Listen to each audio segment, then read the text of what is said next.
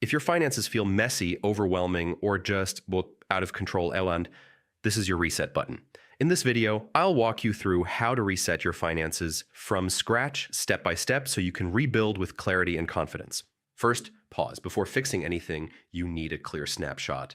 Gather all your financial information, bank balances, debts, monthly bills, subscriptions, everything. Write down exactly what you have and what you owe. No guessing, no avoiding. Next, cut what's not essential, cancel subscriptions you don't use, pause impulse spending, reduce small leaks that quietly drain your money. This step isn't forever, it's just to stabilize your situation. Now create a bare bones budget. Only include essentials, housing, food, transport, utilities, and minimum debt payments. That's your survival budget. This tells you the minimum amount you need each month to stay afloat. Before aggressively paying off debt or investing, build a small emergency buffer.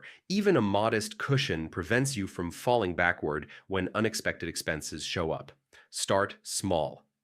Consistency matters more than size. Now choose one priority. It could be paying off high-interest debt, increasing income, or rebuilding savings. Focus on one main goal at a time. Spreading your energy everywhere slows progress. For the next 30 days, track every single expense.